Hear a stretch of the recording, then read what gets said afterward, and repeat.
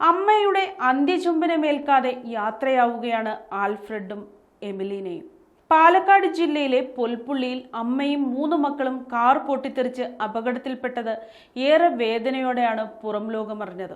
അപകടത്തിന് പിന്നാലെ 90% പൊള്ളലേറ്റ എമിലീനയും ആൽഫ്രഡും മരണത്തിന് കീഴടങ്ങി. പക്ഷേ ഇതൊന്നും അറിയാതെ ഇപ്പോഴും ബോധം തെളിയാതെ ആശുപത്രിയിൽ കഴിയുകയാണ് ഈ പിഞ്ചോമനുകളുടെ അമ്മ എൽസി. എൽസിക്ക് ബോധം വീണതിനു ശേഷം കുഞ്ഞുങ്ങളുടെ സംസ്കാര ചടങ്ങുകൾ നടത്തിയാൽ മതിയെന്നായിരുന്നു കുടുംബത്തിന്റെ തീരുമാനം. പക്ഷേ അപകടം നടന്ന ദിവസങ്ങൾ കഴിഞ്ഞിട്ടും എൽസി ഇപ്പോഴും അബോധാവസ്ഥയിൽ തന്നെ തുടരുകയാണ്. ഇതോടെയാണ് കുഞ്ഞുങ്ങളുടെ സംസ്കാര ചടങ്ങുകൾ ഇന്ന് തന്നെ നടത്താൻ തീരുമാനിച്ചത്. ഓമനിച്ചു വളർത്തിയ പിഞ്ചോമനകളുടെ മുഖം അവസാനമായി ഒന്ന് കാണാൻ പോലും എൽസിക്ക് ഇനി കഴിയില്ല. ഒരു ദുരന്തത്തിൽ നിന്നും മറ്റൊന്നിലേക്ക് നീങ്ങുകയായിരുന്നു എൽസിയുടെ കുടുംബം. ഭർത്താവ് മാർട്ടിൻ മരിച്ചിട്ട് 1 മാസം തികയുന്നതിന് മുൻപാണ് തന്റെ ഇളയ കുട്ടികളെ കൂടി എൽസിക്ക് നഷ്ടമായിരിക്കുന്നത്.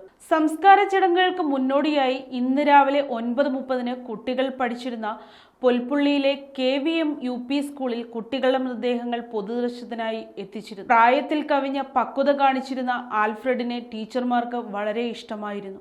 എമിലീനയുടെ കളിച്ചിരികൾ കണ്ടു തീർന്നിട്ടില്ല അവളുടെ ടീച്ചർമാർക്ക്. സ്കൂളിലെ പൊതുദർശനത്തിന് കൂട്ടുകാരും അവരുടെ മാതാപിതാക്കളും അടക്കം നിരവധി ആളുകളാണ് എത്തിച്ചേർന്നത്. ഇന്ന് വൈകുന്നേരത്തോടെ താവളം ഹോളി ട്രിനിറ്റി ദേവാലയം പാരിഷ് ഹാളിൽ പൊതുദർശനത്തിന് വെച്ച ശേഷം ദേവാലയ സെമിത്തേരിയിൽ ആൽഫ്രഡിന്റെയും എമിലീനയുടെയും സംസ്കാരം നടക്കും.